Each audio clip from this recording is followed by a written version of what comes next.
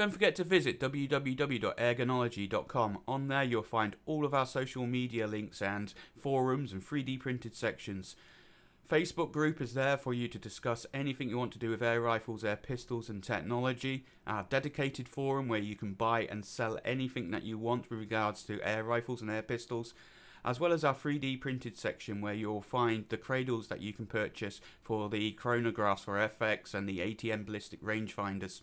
Right then guys, I was just wandering down Staffordshire area, and as you know, DayState's a bit close to me, and I've been after getting hold of a Bantam for ages, and I thought, where can I get a Bantam from? I know what, Eccleshall. Not such a mystery. No, and I've still got your number in my phone. There you go. Well, it's a Friday afternoon. Yeah. Nice day to pop in and pick up something to do some testing. It certainly is, and you get to see I put a few Bantams around us just for ambiance, just to see what's going on. And you get to see my new car as well. Oh, I'm looking forward to that. It'll be quite good. Yeah.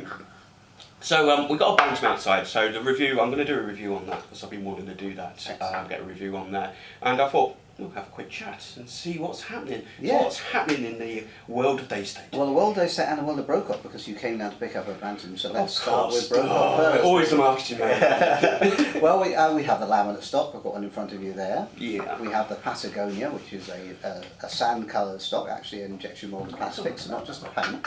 I remember this. This is the one that's... That's right. It's Patagonia because Claudio won the championship with it last year, so we named the rifle after British Shooting Show, you showed me this, didn't you? That's right, yes. It's well in production now. They're flying out. We can do perhaps a few still shots of them in assembly in the workshop. Yeah, 55 foot-pounds, of course, more useful power for a .25 calibre. Yeah. But they're also going 2.2.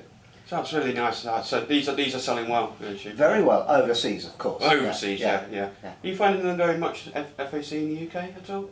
It's about 1%. Yeah, right. It's actually a bigger 1% than it used to be. Mm-hmm. We do sell more FACs than we ever used to in the UK. There's more people getting FAC air rifles in the UK. Mm-hmm. But still, everything we ship abroad is FAC. So we actually make more FAC rifles than we do 12 pound now. There's a lot of people say that on the forums that DayState are really pushing the US market, but at the end of the day, you go out of business. You just sold in the UK, wouldn't you? I think it's more the point that the overseas markets are pulling from us. Really? Yeah. Now we've got huge overseas orders, which of course the taxpayers should be pleased about. We're getting lots of income from overseas. Oh, absolutely. And I think that we haven't really gone down in the UK percentage, just that our overseas percentage have increased. And of course, if it's overseas, then obviously you're looking at America, obviously being the America, biggest market, which of course is South FAC. America, the rest of the world. Yeah. There are a few countries, a surprising few countries who have power restrictions. Spain. Sweden's another one. Sweden has one, that's right. Tanjore. France, Germany. In fact, Ergonology, Yes. we're doing a sugar cube challenge at the moment, so I'll use this as a bit of a plug as well,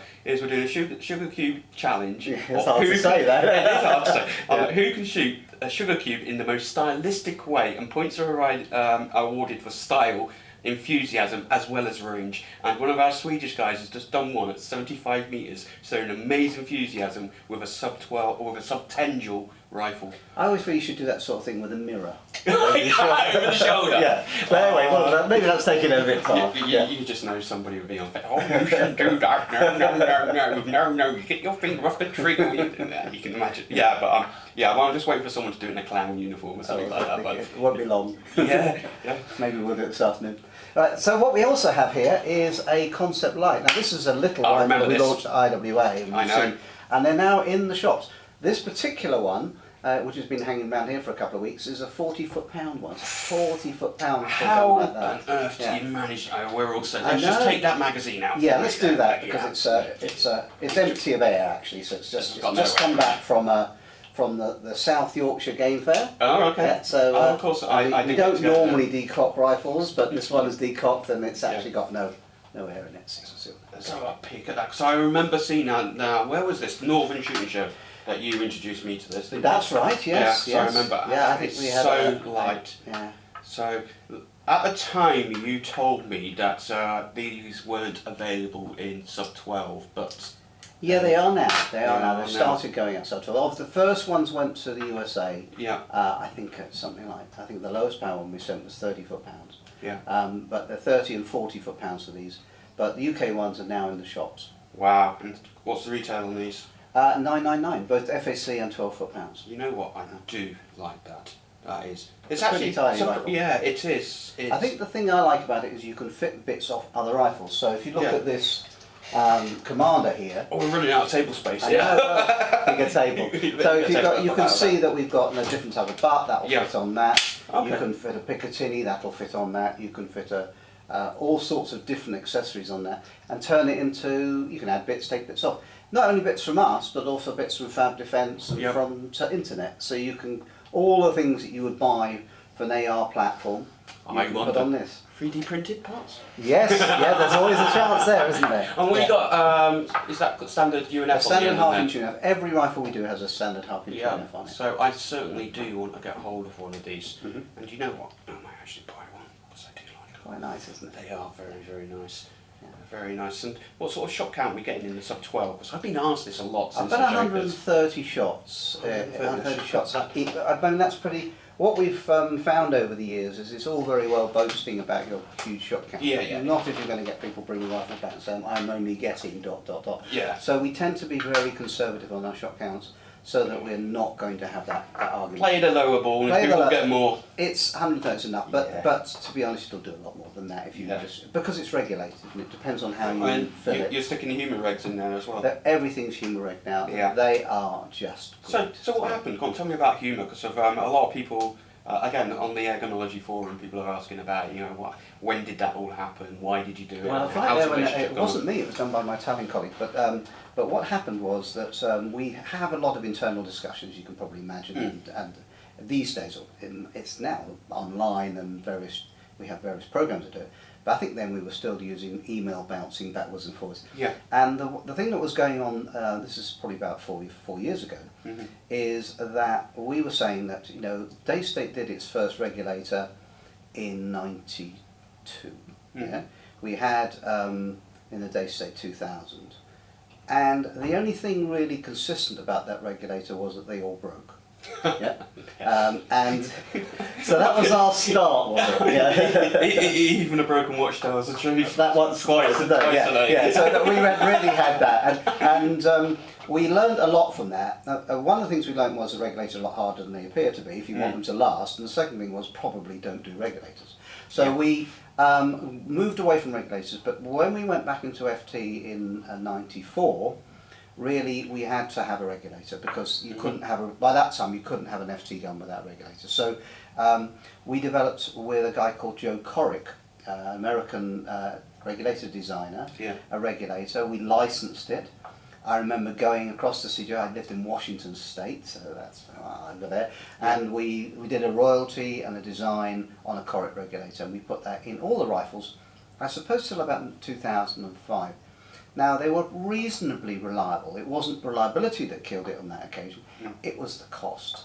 It was taking one guy, 3 regulators most of an afternoon. Wow. And they were also hand lapping, hand polishing, which meant that they had to be hand set up because none of the settings were true from one to the other. So you get vastly different reg pressures.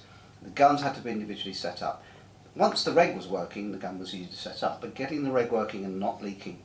And the other problem was because they were hand lapped and hand finished. If you adjust the reg pressure, you adjusted the reg pressure, and it then leaked because it had set in a certain position. Yeah. And that's where we got through to 2005-06. At that point, we basically, as a company, we've had enough of this. We designed new electronics with a map compensation system, which meant we didn't need a regulator there. Yeah. We designed slingshot for the other rifles, so we didn't really need a regulator there, although the reg still had a role. Yeah. And we went away from it. And when the market came back and said, we want regulators, and we were on our back foot on every conversation. Yeah. How's it got a reg? No, it hasn't got a reg, but we do have a slingshot, we do it. We were always making excuses, Yeah. So when they said, right, we've got to fit regulators, and we said, we agree. The market has decreed that we have to fit regulators again. At the end of the day, it's what the customer wants. Customer wants. But if we're going to fit regulators, we don't want to play that game. We've done that. We have chased these broken regulators around the world. Guns back from Alaska, and stuff like that. You don't want to do that. So we looked around, and humour had a great reputation. So a posse went across and spoke to them. in Holland, and they were absolutely fantastic. Yeah. And then they came here, and that's when I met them for the first time. I spoke to them on the phone, and it was clear to me that they knew what they were doing. They absolutely were complete anoraks on this tiny little device they had. You know, they were. I mean, we were worrying about the whole gun. They were worrying about this little component, and they were just refining it, and it's got to be better for us to buy in a performing component from a specialist. Absolutely. Than put an area of the workshop to put them together. Why reinvent the wheel? Exactly. I've had some recent dealings with Humour on an FX Impact. I swapped the Humour out, and unfortunately they sent me a regulator that wasn't quite right.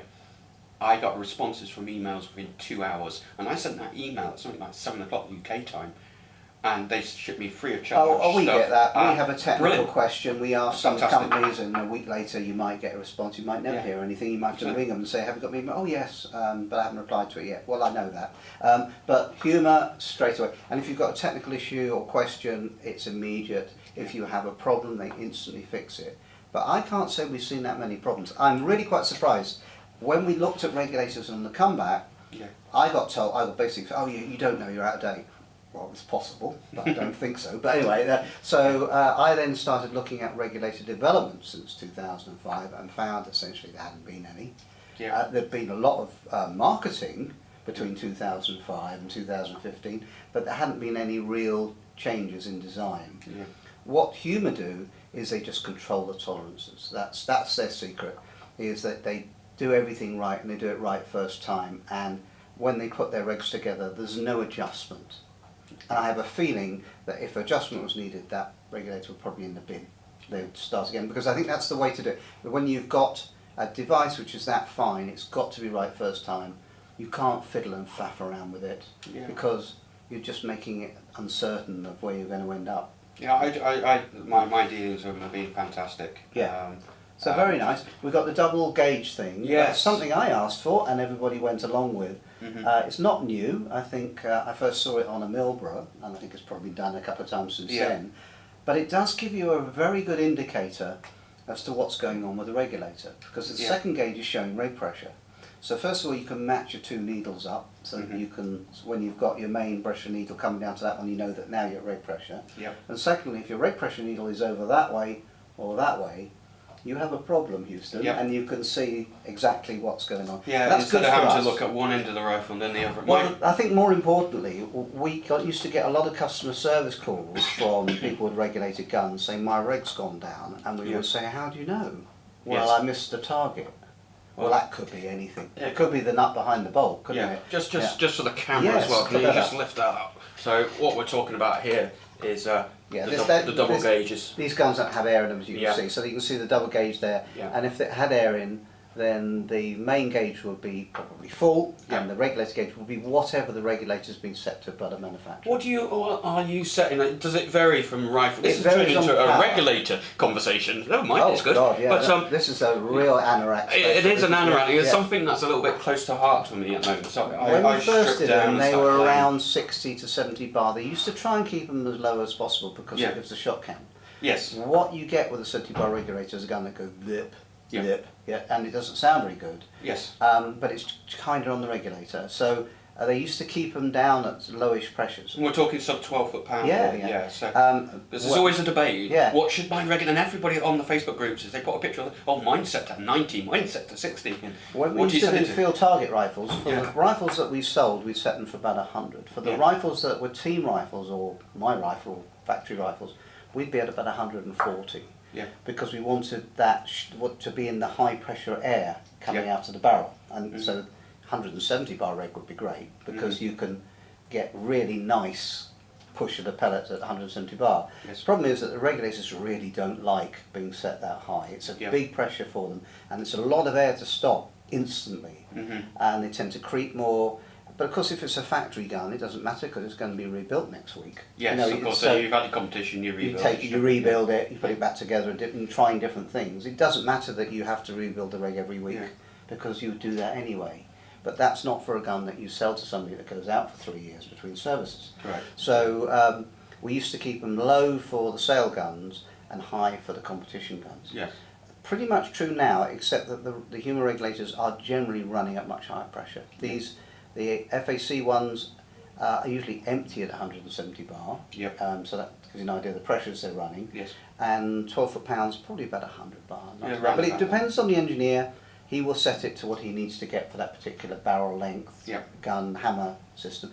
Different hammer in a Brocock rifle to a DayState, so that will have a bearing on it. So it's all a balancing. It's a balance, and they're balancing spring pressure, hammer weight, regulator pressure, barrel length. You can't take one without the other. People who just crank things up, they're making the engine out of balance. It's never going to be as good as it was when it was properly. That's the same as I remember watching Ted Holden's video talking about tuning your rifle, listen to that perfect noise, and you can tell when it's working. Yeah. And that's what you guys are basically doing in the factory. That's right. Getting that out for each rifle. So, for example, you might get one of your Bantams that may be at, let's say, 90 red pressure, but somebody else's might be at 95. That's exactly quite right. possible. Yeah, the engineer, when he's shooting the gun, he's shooting it over a chronograph and he's shooting on a group test. And he's also, you've been around our workshop, you know that our testing people are separate from production. So they have no quotas. The production people have quotas that they have to get. You've not got guns people up. marking their own homework. No, absolutely. If he's not happy with that gun, he throws it back. But equally, he's there to set the gun up as well. So if he's got a gun he will tune that gun until he thinks it's at where he wants it to be, and then it'll go down to the packing and assembly area. Yeah. So it's a process. So, and then they've done a few. I mean, Alan's tested something like 100,000 air rifles. Jeez. So, around 10 a day, every day. Yeah. I used to say you don't need to fire pellets anymore, do you? You can just look at it and go, yeah, that needs it. Well, this is what Ted was saying. He even got used to being able to, I've never met Ted, by the way, and I'm plugging his video, and I'm not even sure what he's going to do, start doing videos again. But basically, he was saying you just listen to that sweet spot, and you can hear it when it's working. Alan has a party trick where he can do, this is the guy who tests, our chief tester, he can fire a rifle dry on the range and tell you what the foot-poundage is going to be from the noise. And people say, your chrono's wrong. We don't need a chrono, but we have 5. This is our human chrono. Our human chrono. Yeah. If you've been doing it for 30-something years, you have a good ear for it, don't you? Absolutely, absolutely. So I am definitely interested in getting hold of one of those concept lights off you. I just loved it when I saw it. What sort you want out? You've got a Bantam to test now. Yeah, I've got the Bantam. The reason I said I've got the Compatter. I've still got to do the video on the Compatter. I've had it for 7-8 months now. I'm constantly being asked, can we get a Bantam? And I get all the rifles normally off my subscribers, but this one I can't get hold of. People wouldn't let it go. One of my Red Wolf videos coming out very soon. Oh, so excellent. I'll send you the really video good. link for it so you can have a quick preview on that. Excellent. But I'm getting on with that. I've worked out with the Red Wolf the best way to use it now. If you're right-handed, yes, quite simple. Take the cocking lever, put it on the left-hand side. Yes, quicker, isn't it? Into your arm, on the bipod, and flip literally it just... I'm now very good at rapid shooting through the I magazine found the with same that. with the pulsar. I thought it was easier. You have to fiddle around with the cheek piece because it's on the wrong side. But I found if you cut the cheek piece slightly short, because it's only plastic piece, then you can get into the pulsar. And the pulsar is much quicker because your hand goes naturally back to it. Well, the Red Wolf as well, because of it's got such a light cocking lever on it. It's literally one finger, bang. I've been meaning to cut one down. It comes off the back. I'd like it to curl off the back and be about that short. Well, you mean talking about the cocking lever? Yeah. Oh, right. I haven't done one yet. I've been meaning to do it. I don't know how I do it. It's probably araldite or something. So how are the Red? I'm gonna ask a question now. How the Red Wolf? How's that still going? Are you still shipping massive amounts and still struggling to keep up with demand? It's interesting is that we had to make. I'm not going to give you numbers, but we had to make an assessment on stocks on the Red Wolf when we were first doing it, and we had a walnut stock and we had a red stock for the Rosso. Yes. And we obviously that was going to be the 200, and then out of the blue, Manelli came up with this red-black stock. Yes. That was their concept, and they said, "What do you think of that?" And first of all, shall we put it on the Rosso and move it around? I said, no, leave the Rosso alone because it's very bright and you've got a limited edition. Yeah. But what we're going to do with red black, we'll keep it for production. How many shall we order? Well, let's instead of having 100% walnut for the production, let's have 90% walnut and 10% red. So that's where we place the order. Then you send out a prospectus to the shops. This is what's coming out. We're launching it at this show. How many do you want and what do you want? What calibers, powers, etc. And it came back the prospectus was 50% red and 50%. Quick phone call and change now that we got a problem. Yeah, we want Let's to change 50. that. Luckily, the numbers weren't that high that they didn't have the wood, so they were Yeah. able to change that around.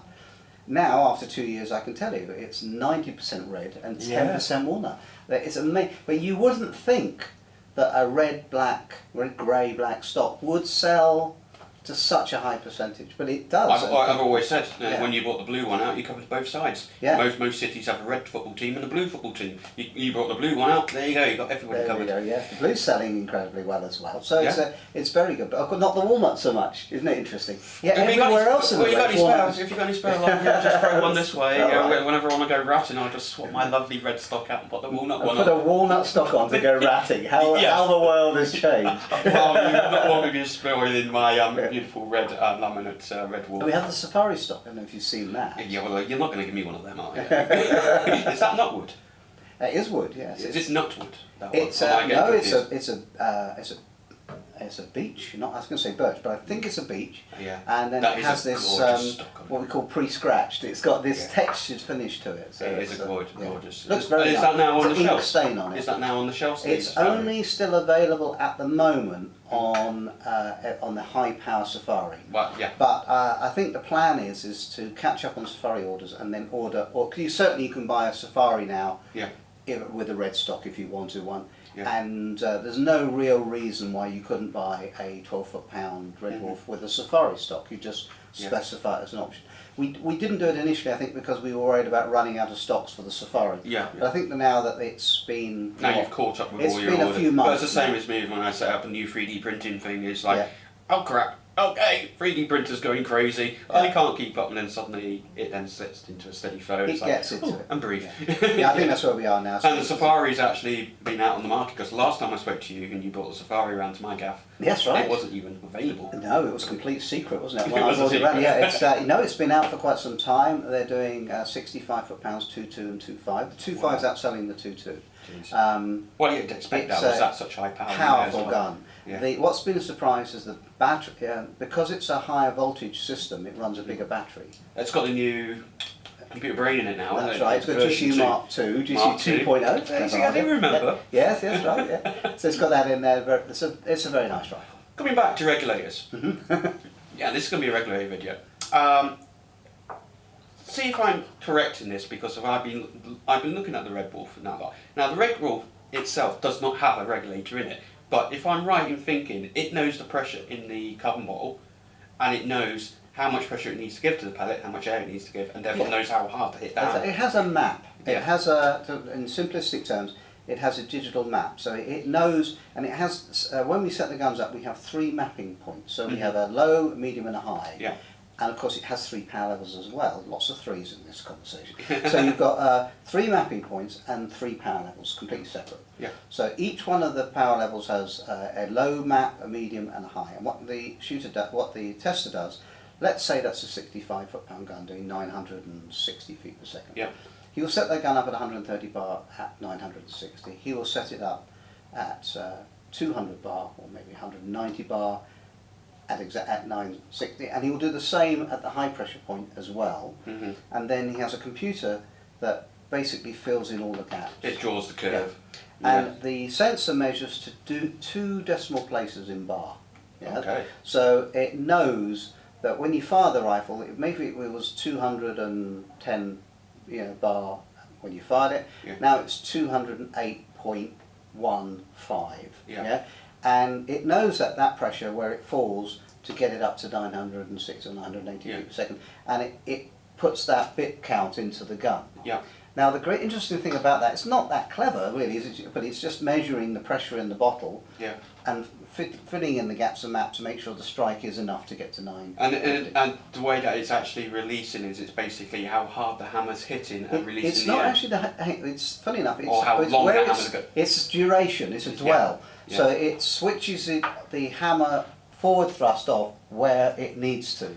So it's not hitting and switching off, because that would never work. It's how long it powers that solenoid for. Gotcha. And I think when we were playing a few years ago, when we first had the Mark IIIs with this system in, that we noticed that we could we had a chronograph that would read to point something of a foot per second. Yeah. And this will change 8 times before you get a reading on that point something of a feet per second. Yeah. Of course, the pellets are never that good. Yeah. But if the pellets were that good, we could be dealing in point something of a foot per second on velocity. That's how it's about 8, 10, adjustments to get it up a foot per second. So we go up in 25. So when we're adjusting them, we go up in 25 bits at a time to creep up. Yeah. We can fine tune within that if we want to, but generally But your technology is far beyond what the pellets are able to do. So we can set the maps. And of course, when the temperature changes, the air pressure changes, and the gun records that air pressure change and adjusts the power. So basically, it has advantages over a mechanical over a system regulator because of it actually knows what the pressure is, and instead of relying on mechanics, which has no idea of measurement. That's right. Okay. And I can remember shooting in California once, where it was 0 degrees C at breakfast, Oh, that reminds me of and the it was California 100 and something at lunchtime. And that was completely mucking up the guns because the temperature shift as the air pressure was changing was quite enormous. And of course, although it doesn't compensate for all of those changes, it does compensate for changes in temperature of the air. Reminds me of my first trip to San Francisco. I thought there, yep, I'm going to America, California the first time. There I was for a barbecue at 6 o'clock at night in a t-shirt. California, San Francisco, Bay winds. No, I was freezing. Yeah. So I think we should stop on regulators because this is rapidly turning into the regulator technical. Special. It's just something that's been going on. I've been messing around with them recently in humour, and I know a lot of people have been asking questions. So I've got another question for you. Do you think we've hit the pinnacle of air rifles? We can get about as accurate as we can get. I wouldn't know near it. Why not? Because there's so much more to come. It's just well, let's just say Yeah. sub 12 foot pound, okay? Yeah. Because mainly I deal around the sub 12 foot pound at the moment. Yeah. But I'm firing my Red Wolf at the moment at 50 yards, and I'm getting less than 5 penny pieces in 10 shots, rapid fire off a bipod. At the end of the day, yes, that rifle could probably shoot out to 90 metres if I could put the hold over, etc., and then you got bits of wind, but can it get any better than that? Well, technically you can't get a smaller group than a small group. Yeah. But you can make the rifle easier to fire, you can make it handle better, you can make the response to the shooter easier. What we found with electronic rifles is they were no better than mechanical rifles that we were also making, but they were an awful lot easier to shoot. And if they were easier to shoot, you made a good shot better. And that's got to be the aim of any gun designer, is to make your mediocre shot into a champion by producing a gun that makes it easy to shoot. You'll sell a lot more guns if you have if you provide something like that. I suppose then you got the flip side of the market. Oh, it's not as good as it used to be in the old days. I don't know if you can. I don't think you can carry that with air guns, because if you look at what I had when I was a child, and what was it, an original 22, and look at what we have now. And also, if you put the prices from those days into modern terms, they were expensive. So, they were hand-built and hand-polished. If you do a translate, it's quite surprising. When we were doing the 40th anniversary for DayState, we were translating some of the 1978 prices into modern terms, and they were more expensive than a Red Wolf. Wow. So, you didn't get But a Red then Wolf. I suppose at the time it wasn't as mature as it is now, and wasn't that many players in the market. That's exactly right. But there's plenty of air gunners around then, probably more than there is now. Yeah. So I think it's, I think it is progressing, and I think the guns will progress. And you've got a lower end market which didn't exist 20 years ago, which is now providing PCPs. 20 years ago, you couldn't buy a PCP really for £400. No. Now you can buy a really good one for £400. It's 20 years later. I did the Corral Puncher recently, and I think you can pick them up now, something like 389 quid or something like that. Yeah, it's not a brilliant rifle. It's on a DayState, but it's a very good price for what it is. For what it and does. Of course, that's establishing people into a PCP market where they might not have come Absolutely. into. And hopefully, I hope for my sake, that they buy some of these rifles later on in their shooting career. Well, you tend to find. There's another quite good question for you. What's your general demographic for your rifles? Are you finding that it's generally...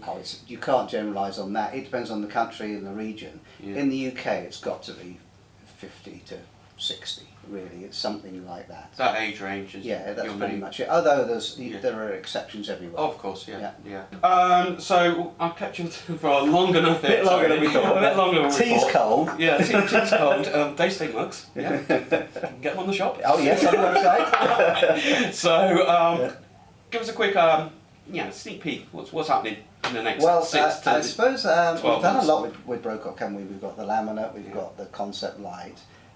And all sorts of things. So there's not so much happening on Brocock really over the next sort of few months.